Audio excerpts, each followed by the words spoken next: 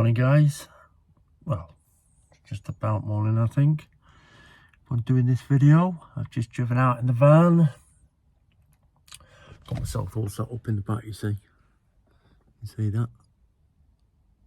Like a sofa thing in the back, so I can sit in there early mornings in the middle of the countryside and study the horses. A brew in hand, 6 in the morning in summer or spring. That was a car going past. And life's good. Look at that. That's over to Morecambe Bay. Bit about the pylons, and then over there is the Lake District. Morecambe Bay, Heysham power station over there.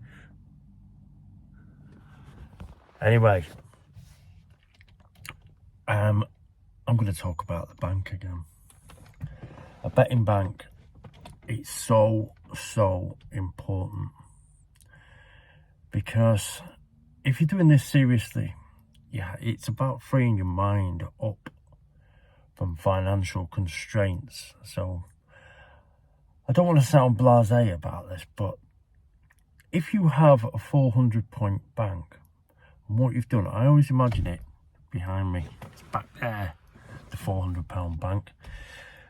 It's there and it's been allotted just for backing the horses, pursuing a hobby, pursued possibly a profession in the future, maybe, but it's there.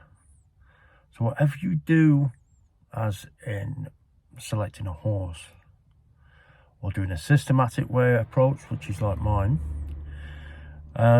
whichever way you do it, your mind is not polluted, because that money you've set aside back there is nothing to do with household bills, pressures of day-to-day living, paying bills, mortgages, bank loans, credit cards, on and on and on, doesn't it? So you've got to free your head up, I think. You free your head up. That's what I do. Free it up. Then when I make a decision, this is what on the previous video I said about a price at 14. It's So Smart. It's come in now, by the way. But So Smart being overpriced at 14 to 1, it can put people off. But that again is the psychology behind it. That feel good. Those chemicals going in your brain to make you feel good. You want to feel good. You want to win. You want to win. That's what you want to do. That's what we all want to do. But the end of the sentence, you want to win and make money at it. That's the whole point of it, isn't it? And I know I'm preaching to the converted when I say this to you. Well, I should be. If you're doing it just for that buzz of winning, you're a gambler. You're a gambler, and that feeling, well, that feeling's short-lived. Just imagine waking up on the Sunday morning, tomorrow, and you put all your last pennies on the National. So basically what you're doing is you're stacking all your hopes and dreams of that win on one horse race. That's the most difficult one, they say. The most difficult one to work out, to fathom, to find the winner, to get a return. Now the bookmakers do it every year. They love it. They love it. The once in a year punters, they go to the shops, don't they? Put their money on, have a go. The have a go heroes. And some win, but the vast majority lose. So yeah, we've got to be careful in waking up tomorrow morning and not having that feeling in the pit of your stomach, which I know a lot of gamblers do experience. Then what they'll do is they'll excuse me and they go for the next high. But back there, if you've got that 400 points, you always wake up okay. You always wake up all right. As long as you're doing it in a methodical way and you are making money, you're profiting from the win. It's critically important. But the psychology behind it is everything. You've got to have your head straight. You've got to know what you're doing, and you've got to set up. I know, business like, I hate business. I hate it. Hate it. But you have to do these things. Sometimes we've got to force ourselves to do these kind of things to make it pay, to make it work. Be business-like. Have that money in the bank, in your tank, not in the bank, in your tank of money, just for backing the horses, I was going to say, for your speculative investment project, which is what we're doing. So if I was doing some kind of magical blurb on a website, I'd put it on that one. But you have to have it. It's critical. I was thinking as well, as when I was a kid, my mum used to take me, my brothers and my sister to Scarborough every year. And we're talking about the 70s now, mid to late 70s. And I always remember there was one on the south side at Scarborough. There was a big amusement arcade, and it was called Corrigan's. And I could never ever work out why they had big flashing lights on the outside of it, and it was sunny, yet they were still on. I could never work it out why those big flashing lights were still on. But it was a tempter, wasn't it? It was a tempter to get you in, to get noticed, to get you in, to drag you in, to spend your holiday money as a kid. Gambling. Ooh, gambling on the 1p and 2p slot machines. But it got us in. It got us in. So if we fast forward 40 years, 45 years, and the rest, what do you see? What do you see from bookmakers? Or that tipster? And round the outside, glitzy, lights flashing. Look at us, look at these deals we're going to do. Sending all those subliminal nice messages into your brain. All those chemicals going in your brain. And basically, Corrigan's were the trailblazers, really, weren't they? For the amusement arcades and all the flash to get you in to spend your money. Well, some things, the more things change, the more they stay the same, don't they? That's exactly what they're doing, the same thing. But be wary of it. Be wary of it. We've also got, we were discussing, and David wrote this, and thank you, David, and I hope you don't go, because I love reading your comments, as long as everybody else's comments, I love reading them. But David commented about each way, and he doesn't back to win motorbike. He doesn't back to win. He backs each way, but he doesn't back multiple horses in a Dutching style, which is basically what we're doing, or what I do. He doesn't do that, and he never will. Now, the psychology of it, again, is the psychological way. You can look at it quite a few different ways, but I can't argue with the fact that somebody would say to me, yeah, but you're losing before you start. Well, of course, because potentially two are going to lose. But then in each word bet is geared financially around long-term you losing. Now, I'm not saying that people can do it. They can do it. Some people can do it, but it takes a certain mindset. But theirs is a vastly reduced profit on turnover. In fact, I'd have to check that. I'd have to really check that. I can't really say. What I can do though, and this is why I've come parked up and looking at Heysham Power Station, is that I can check this because of what David has said in the comments down there. Because what I will do is, at the end of this season, so stick with us, David, it's a long haul, I can go back over all of this, and I will tell you now, David, if I look back and I go, you know what, he was bloody right, that fella. he was right and I was wrong.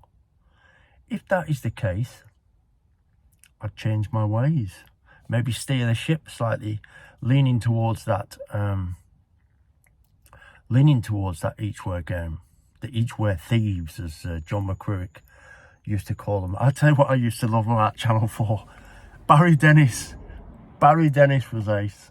Barry Dennis bookmaker, and it was on the Channel 4 racing, it was every week he used to do Barry's Bismarck. The favourite that was going to sink, Barry's Bismarck. Ironic that a bookmaker was telling you this. I mean, thinking about it now, it was just mad, wasn't it? But you've got to watch those bookmakers. I can't stand them. I can't stand the tricks. And I used to have a lot of respect for bookmakers. On-course bookmakers, those that stand out there come rain or shine, I do have a lot of respect for. But be wary. Be wary of those bookies, of their tactics, of the glitz, the lights, the shimmering around on your screen to drag you in. And only today I've had 4 or 5 from Betfair Exchange, Betfair Sportsbook, and it flashes up, doesn't it, on you previously won X amount on X horse and it's running today. And basically what they're saying is, do you remember that feeling when that horse won? Well, you can have it again. They're like dealers, they're like pushers, pushing you forward so you can get that feeling again. Well, thanks for that. Thanks for that, Betfair Sportsbook. But I think what I'll do is I'll reassess its chances before I get mugged off by you. So we have to be careful of pitfalls. We have to. And keeping a record. Keep a record of your bets. You have to. Although then you know, not only for the fact that you know whether you're winning or losing, but you can then go back over your bets, which I'm going to do, as I've just said for David and everybody else. So go back over my bets and you find out where your strengths lie. Maybe it's not with handicaps. Maybe it's not with 3 mile plus handicap chases or races, any race. You'll find that I tend to stay below a mile. Because if I was to try to do absolutely everything, my God, I'd never get anything else done in my life. It's ridiculous, the amount of racing. But you stick to a model of what you do. Everything else, you can't, I don't believe, you can't put a blanket over all of the races and think, or cast your net around all the races and expect to get them all. If you concentrate and specialise in certain distances, you can handle that level of information. You'll be able to handle it. I mean, my horse tracker actually starts again in, I'd have said, next week, because all of this wet nonsense I'll tell you what it is good for. This is really good. Finding a horse that's run really well, and I might be stating the bleeding obvious here to a lot of people, but a horse that has run well, okay, on the soft when it usually never does. Watch out. So a horse that wins on the good to firm has come out, has gone on the soft and come second or third, or couldn't quite reach the leaders in the final stages, but never got tied up. It kept going. If you look at those, mark those down. They're the ones. And if you look at how I do the time thing, if you combine that as well, that's a good recipe, a very good one. But my horse tracker will start again because I've slowly been getting rid of the all-weather ones. Obviously we'll dip our toe into the all-weather, but when all this starts on the flat, on the turf, it turns into a monster, and you've got to keep records. You have to keep records, and stick to a plan and minimize the races you want to play in. So if I say to you, you know, you won't see me play over a mile. I don't think you will. I don't think, and I do like mile 2 races actually, but I'm contradicting myself. But for this, the purpose of this, I would be inundated with potential bets, and it just does not happen like that. Right, I'm going to make a coffee. I've been banging on for 15 minutes. But yes, just me, Morecambe Bay, Heysham Power Station, and the Lake District. How lovely. Right, no more bets today. No more bets. We'll leave it as it is. There's a motorbike. It's gone. No more bets today. The best of luck. The best of luck with your Grand National Day today. It is a fantastic spectacle, a fantastic event that's steeped in history and part of this wonderful country of ours. But remember, when you wake up tomorrow, you've still got money in the pot. Money in the pot. Look after yourself. Right. Okay, that's it from me. Cheers. Bye for now. Bye-bye.